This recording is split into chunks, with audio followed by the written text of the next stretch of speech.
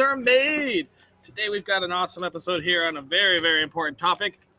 It's improving your financial health with real estate. Real estate, everyone, you either love it or you don't. We got people telling you it's the fastest way to become a millionaire, but just how are we gonna do that? Well, we've got three awesome guests here today that all have a fun little tip on how to do real estate. And then you've got me, who's gonna give you a really good tip too. Here's the best tip about real estate investing. If you're looking to buy for your family, I totally support having the real estate agent that can do all the work for you. But if you're looking to invest, anytime you invest, you should know so much about your investment that you can do it yourself. So my tip is fire a real estate agent. Learn how to do it, learn how to invest properly, and run the numbers yourself before you buy one of the most important purchases of your life. The real estate, you're losing tons of cash, tons of capital, and there's millions of ways to buy without a real estate. I have not used a real estate on my last 5 deals, I believe, of properties I bought. So if you want to improve your financial health through real estate investing, fire that real estate agent and learn to do it yourself.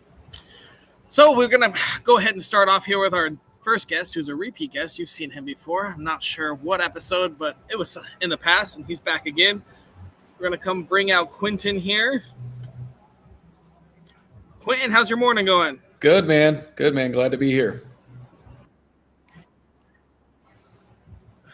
Where are you located right now? I'm in North Carolina. North Carolina. All right. All right, Quentin, tell us, who are you?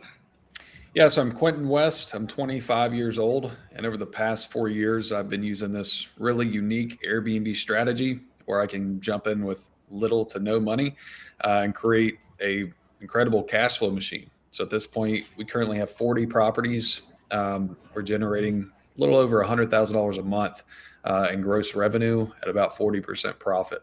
So that's what I've been doing.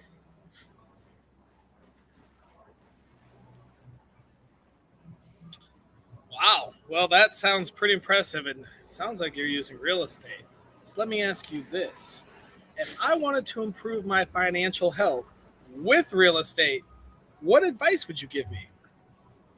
Yeah, so I'd say do exactly what I've been doing, just building up cash flow first. When I first started, I wanted to go into the BRRRR strategy and buy places, and I realized that with the very little money that I had, literally just like $6,000 on a credit card, that was going to be pretty impossible unless I got super creative. So I needed to build up my cash flow first so that I could buy more real estate long term. And so I think I see a lot of people jumping in that they want to, buy their first property with 20% down and then wait another year or two and buy another place. And 10 years has gone by and they don't have a ton of cash flow yet. They really have no wealth built up yet.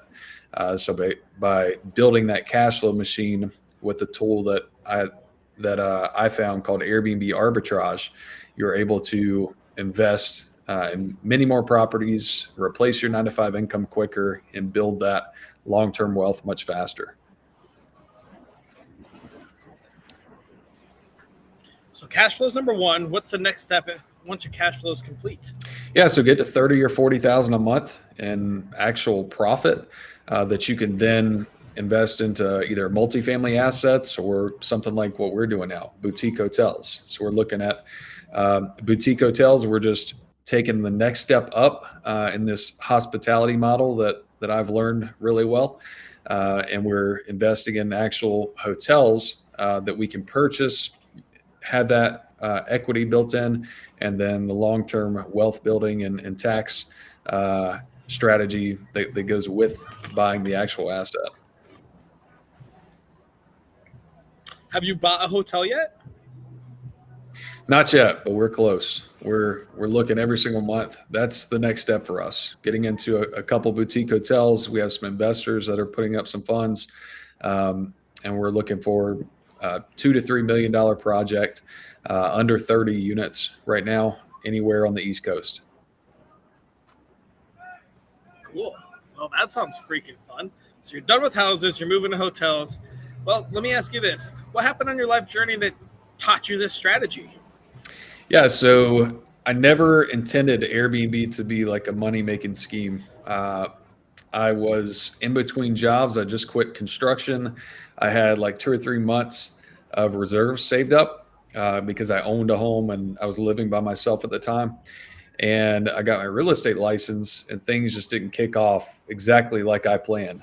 About 2 months in, I was no longer able to make my mortgage payment. And so I had to move back in with my parents. Um, and feared that I would get kicked out. And then one day I was talking to a friend and he was like, yeah, I just inherited this house. I put it on Airbnb and now I'm cash flowing like $1,500 a month. And it was right down the street from mine. So I thought, well, this might be an opportunity for me to at least break even and then I can figure everything else out.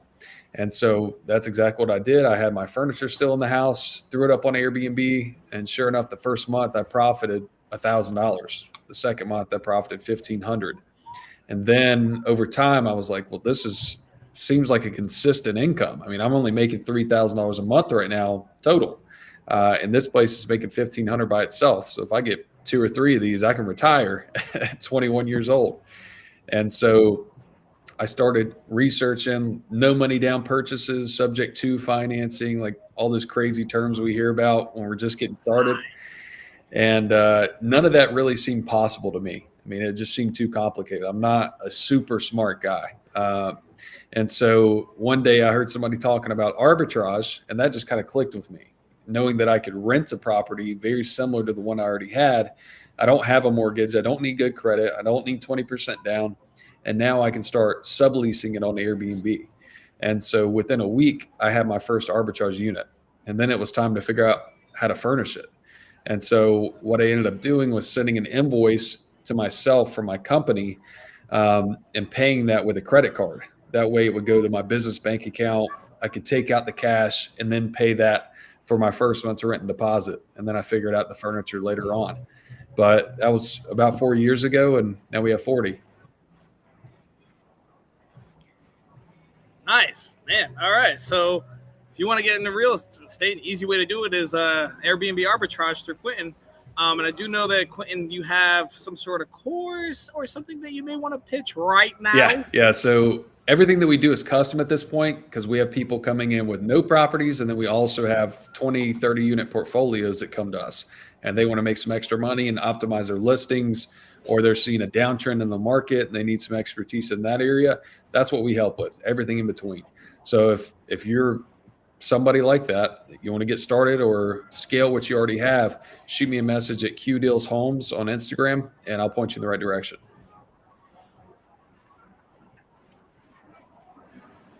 That's awesome, Quentin. Thank you so Absolutely. much. We're going to move on to our next guest, but that was very, very good, enlightening knowledge. I love it. Thank you so much.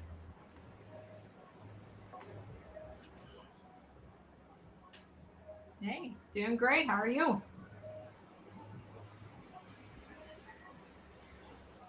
Quentin's been awesome. I enjoyed his Airbnb stuff. I have a question for you, Amber. Who are you? I'm a chief financial officer, day trader, and entrepreneur. For the last 12 years, I've been working with startups and turnaround companies. I'm the owner of Stratford Consulting, Fitter, Smarter, Richer, Whoopsie Hair Ties, and also coming soon, Stratford Capital Partners, an investment advisory services firm. So I'm sure that we're here to talk about Whoopsie Hair Ties, right? Hey, if you don't have one, get them soon. All right, Amber, I've got a very important question for you. If I wanted to improve my financial health with real estate, what advice would you give me? Whether you're a passive or active investor, you need to understand the financial statements. That's the balance sheet, the income statement, and the cash flow statement.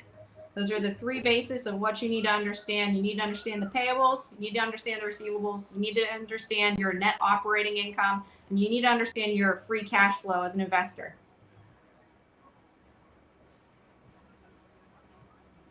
So let me ask you this. What happened in your life journey that taught you that is a requirement? So over the 12 years of helping startups and turnarounds, I've been on several real estate turnarounds. And the one thing that's really missed is understanding that free cash flow piece and understanding the balance sheet. So looking at your payables, do you have enough money to cover your payables? What are your payable balances in the buckets? Meaning what's 30, 60, 90 days overdue? And same with the AR, because when you're looking at either buying into a real estate investment or buying a real estate investment yourself, you need to understand from the due diligence piece of what the aging AR is, and then what is the business bringing in from a net operating income standpoint. And that net operating income is going to be before your paper losses, depreciation, amortization. You need to know what that is, because ultimately the NOI is going to determine what the valuation is for that property. And then the free cash flow piece is extremely important, because free cash flow means that after the obligations of the business are paid for, plus the reinvestment, so your CapEx into building expenses, that whatever's left over is what's going to be your pref, so your return on investment. And a lot of people miss that point of the free cash flow, because building CapEx, especially when you're getting into multifamily, it can eat up very quickly, and then there's a cap call. So understanding that free cash flow piece, I would say, is the most important. Let me ask you this then. Is this something you teach? The importance of a financial statement, or what parts you need to look for, things you need to check, or how to create them? Good question. So I do own my own consulting company where I go in and I help entrepreneurs, business owners create and understand their financial statements. I help build models, very easy things for them to understand. They don't have to be a financial expert. They don't have to be an Excel expert. It's mostly I take what they need, boil it down, develop KPIs. I can also build a team around that. So that's all through my consulting company, Stratford Consulting. Very cool. Very cool. Yeah. Awesome. We've got about a minute left. Anything else you want to add on your tip about financial statements? Well, if you don't have financial statements, get them. So find someone that knows how to do it.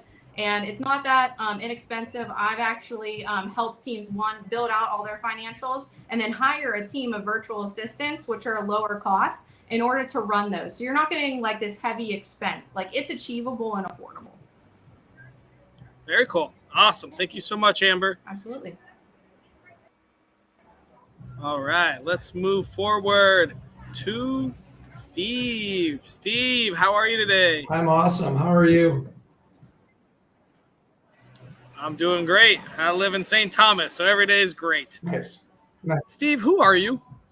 Yeah, hey, good morning, everybody. My name's Steve Delios. A little bit about me. I'm a self-made millionaire by my mid-30s, all through real estate investing. The cool part is I only started with about $10,000.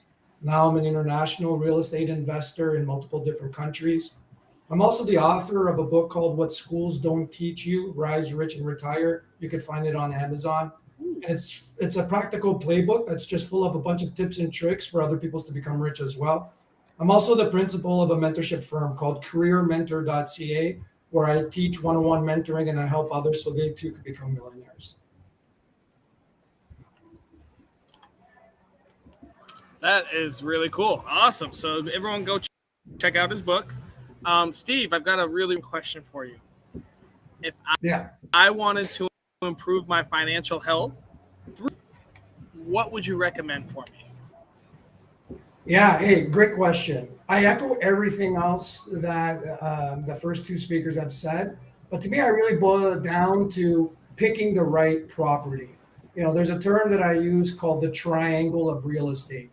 And if you follow the triangle, you're more times than not going to be having a golden pile on your hands. And the triangle consists of three things when you're looking at a property. Number one, is it close to major highways? Number two, can you access public transportation? And number three, is there a radius of good paying jobs within a 30-minute circular radius of the property? Typically, when a property meets those criteria, what you get is you lead to stronger quality of tenants, higher paying tenants, and it really comes down to what happens at the end.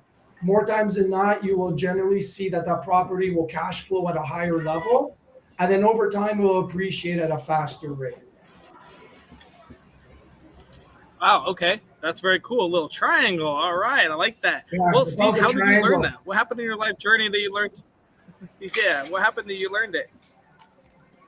Yeah, you know what? To me, like anything else I do in life, it all comes down to mentorships, asking smart people what they do and doing what other people are already doing. When I did my first deal, I was a university student. I was in my third, fourth year. I was a waiter in a restaurant, and I was working with all these older guys that were all making this money through real estate. So I was learning from them on what they did to do their first deals. And then I took what they did, I reapplied it, I used the triangle, I put $10,000 down on my first property, and then I started to see the wealth come through. A couple years later, I sold that first property for $50,000 more than when I bought it. My salary that year working full-time was less than $50,000. And I said to myself, I think I'm onto something here. I just made more in one day than I did all year. And then that just kept on going. And then for all the other tips and tricks that everybody else has shared today, one thing led to another, and I just kept on inquiring. And same thing happened when I did my first international deal. I didn't know too much about another country's real estate market. I just hired all the smart people around me, surrounded myself with the right brokers, agents, and information. And then I went ahead and acquired the properties there.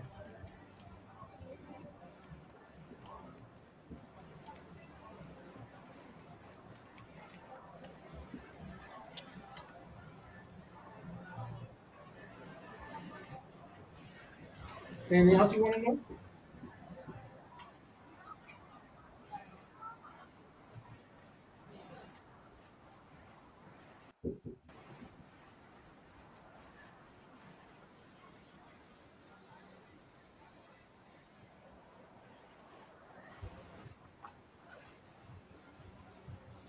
Wow, that's pretty cool, Steve.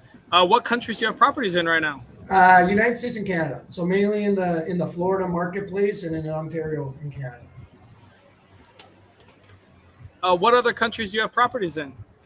Mainly in the United States and Canada.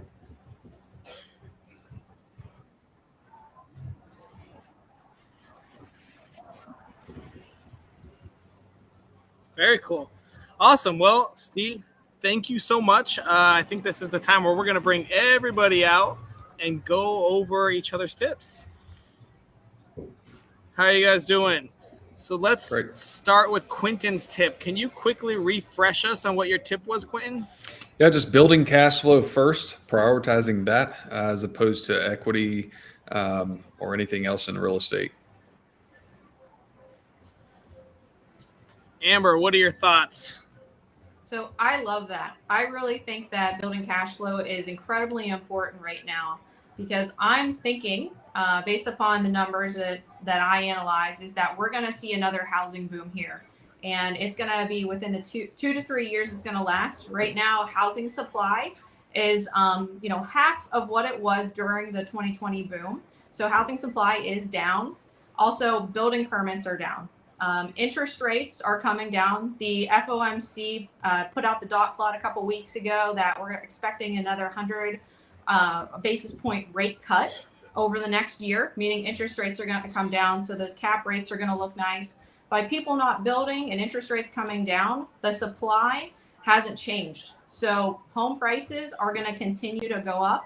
And that's great for multifamily because more people are not going to be able to afford these single family homes. They're going to be going into multifamily. And then also from a family office standpoint, if you're looking for individuals to invest, family offices now are very hesitant in investing in the stock market because of the volatility. And that's because the first time in really U.S. history, retail traders and institutional traders are matched, meaning that they're almost a 1-to-1 ratio because of commission rates have been cut. It's very easy and accessible to access the market. So you have a lot more people, meaning shorting the market, expecting the market to go down, which ultimately there's these short covers, kind of like the GameStop squeeze that we saw. But ultimately, family offices are looking to invest in real estate long-term because they feel it's a safer investment.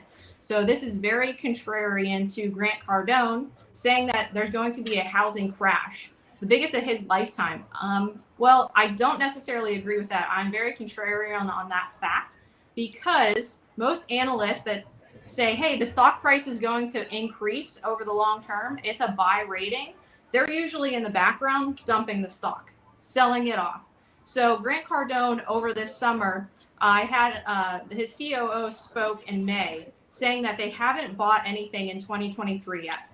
They're holding their cash. So they're holding their cash for ultimately a timing of the market where they are going to get in at. So they may be pumping the market. I'm not putting words in Grant Cardone's mouth, but it ultimately, I foresee the real estate market continuing to go up over the next 2 to 3 years.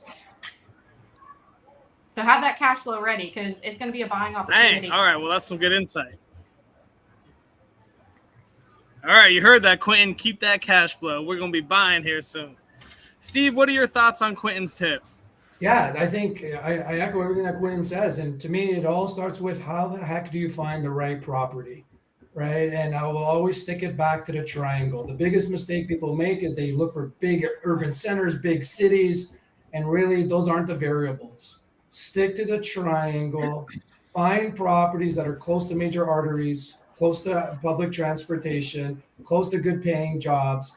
And what you're going to see is not only to get stronger quality tenants, you'll be able to drive higher, rent rates, better quality tenants, which then drive better cash flow. The better cash flow you get, the more the property will appreciate at a faster rate over time as well. So it's the gift keeps on giving when you use the triangle.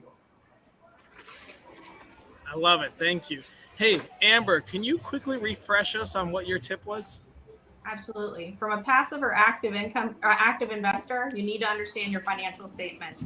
The balance sheet, the P&L, the free cash flow, those are all crucial to understanding whether or not your investment is going to be safe from a passive side or active side. Do you have enough building CapEx to sustain and also pay your investors back? Quentin, what are your thoughts on that tip? Yeah, I think that's super important. You wouldn't believe how many people come to us that already have properties already, and we ask them if they're profitable, and they swear up and down that they are, and then we look at their P&L, and it's like a third of what they actually thought it was. Just because they didn't have their books together, they weren't inputting expenses properly or even income. They're taking distributions in the wrong way. So I think that's definitely extremely important part, especially if you ever think about raising private money. It's going to be a super crucial portion of the business. I love it. That's good insight. Steve, do you believe in financial statements? 100% I do. Everything's about the numbers to me. To me, and I talk about this in the book, money makes money. And the key to real estate investment is make more money using other people's money. So the benefit of why I focus also on cash flow is, number one, not only does it help pay down your debts and your mortgages using somebody else's money, but number two, it allows the property to be freestanding. So regardless of the economic climate, the property will always be able to stand on its own 2 feet. And then most importantly, number three, and back to the money makes money, over time, what you end up seeing is you're going to end up using other people's money to acquire more real estate, which then allows you to make even more money. So cash flow to me is always number one. I love it. All right, guys, I'm going to refresh you on my tip. If you want to invest in real estate, fire your agent. Quentin, what are your thoughts? I think if you're, depending on where you're at in life, it's going to change. But if you're starting at the bare minimum, I think you need to get your license. And the reason why is you can buy a 4-unit complex with 3.5% down. Now, as an agent, you get a 3% commission. So you can buy a $400,000, $500,000 complex that cash flows, especially as an Airbnb, for 0.5% down if you have your license. Now, if that's all you do as an agent, that's going to be an incredible jump start. And you could even ask for seller concessions and get a free property just by getting your real estate license. So that was something that I did early on. I bought my first property, FHA, 3.5% down, and use the money that I would have put down for furniture. And so I didn't know that I wanted to be a real estate investor at the time, but it really helped after I couldn't make my bills and payments. But that's what I would do. I love it. That's great. Fire agent, become one yourself. Steve, what are your thoughts on that? Do you still use agents? Not really. For the same reason that Quentin said, to me, there's enough technology out there and enough access to information that if you learn the basics and the fundamentals, you could get to your own conclusions, right? So a lot of times I'll look, for example, when I'm looking for my next property, I'll use the triangle. And then to Quentin's point, And to Amber's point, I'll just run the financials myself. You could use online tools now to see what's the rents in that area, what kind of cash flow will I project to generate, and so on and so forth. The challenge with sometimes with agents is, like any other business, professional service, they're self-serving in terms of what they're looking for. And to me, more importantly, when you first start, gotta close that sale. They got to just close the sale. To me, it's more about what's your goal, and only you know what your goals are. So when you set your own goals of what you want to achieve, then you should be able to be strong enough to make the right decisions to go and attain your goals. When you're making such a large purchase, 500, 400, 500 million, however big you're looking, you've got someone in your ear, your real estate agent, telling you they may have your interest at hand, but they've also got that paycheck that they only get if that deal closes. So they're not just 100% in your back. They're on their own as well. So it's very difficult to make a giant purchase, especially if they aren't investors. They don't know how to run numbers, how to do the triangle, like Steve said, make sure cash flows. So you have to learn all that yourself. You cannot be a real estate investor without learning how real estate works and how real estate actually, the ROA, and produces money. So that's one of the big things, like Steve said. You got to run the numbers yourself. So there's almost no point in having an agent because they're looking just to close that sale, which doesn't necessarily benefit you. Amber, what are your thoughts? I love all of the opinions here. I think I'm in the same boat as that. Do fire your real estate agent, because one, it's going to eat up on the commissions, and no one's going to have your back like you do. So I'm in consensus with the group. Hey, Steve, do you want to give us oh, wait, we already did Steve. Great. We're done. So we are at the best part of my entire episode. I love this part. We need to come up with a challenge, everybody. It's going to have to take less than 5 minutes, cost $0, and anybody in the world can do it. What suggestions do you guys have? I'll go first. So here's the easiest tip and trick that I tell my clients. When you do your first deal, you're going to need some level of a deposit, right?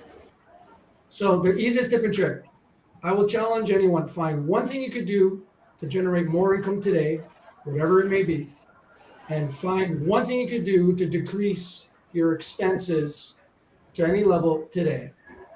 Take that delta, start saving it, and use that as a deposit to buy your first property.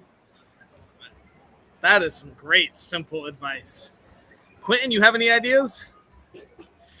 Yeah, so I'm thinking more on like the lead generation perspective, because no matter what you're doing in real estate, you're going to have leads, whether it's wholesalers, whether it's actual deals, or private money.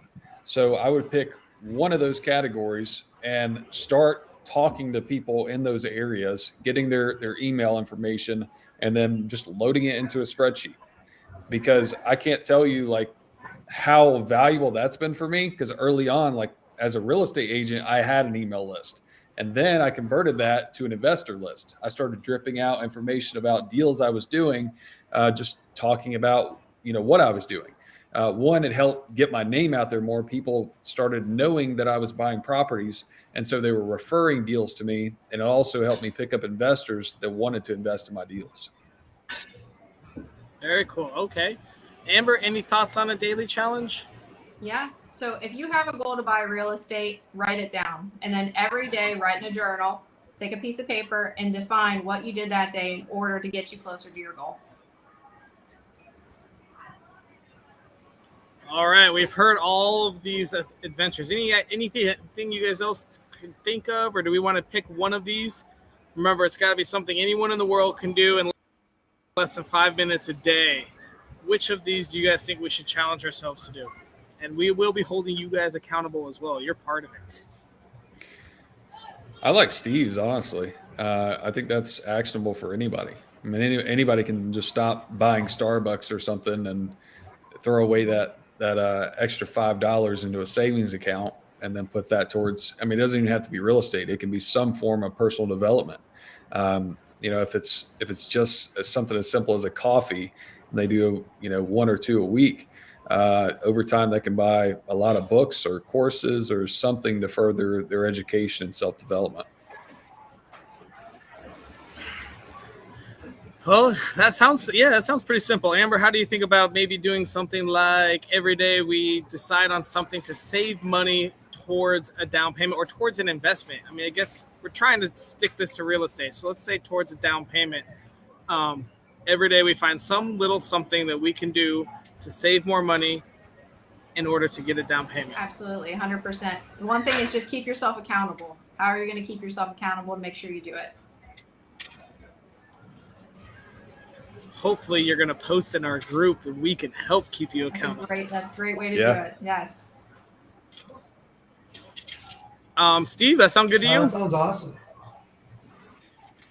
All right, so our daily challenge will be every day find a way to save at least $5 for your first down payment.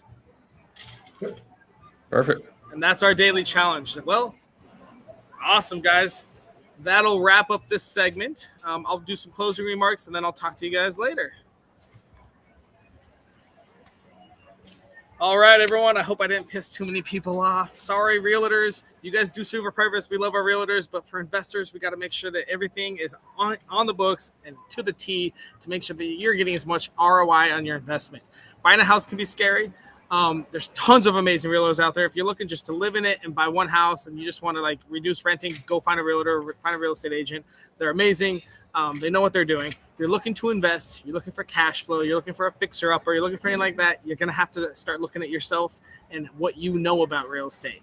If you're looking for a wholesale deal or a fix and flip, a realtor is going to be there to help close it, but you're going to have to really run those numbers yourself. If you're keeping it for a long-term hold, you're going to have to know that market. You're going to have to know where it's going, the appreciation, and if that market's emerging or if it's falling over. And that's something you're going to have to do on your own. I hope you guys all enjoyed it. We got a triangle. We learned all about shapes. There's a little bit of geometry today. We learned about cash flow, and I agree with that. Cash flow before equity right now. When you're young, maybe it's more important later on, but when you're starting out as an investor, you got to make sure that every month there's more money coming in to cover for any potential issues and as well for you to expand your portfolio. And then if you don't have a financial statement, if you don't have a personal financial statement every year, you need or hire a CPA. And of course, we have options for that too. Wayne Block, shout out, best CPA in the world, saves me every year. And then our daily challenge, everyone, if you want to be held accountable, post in our group, Millionaires Are Made on Facebook. We will hold you accountable every day. You need to save at least $5 and put that towards your down payment on a house. Let's get everyone homes here. Let's all buy them. Again, thank you so much for watching Millionaires Are Made.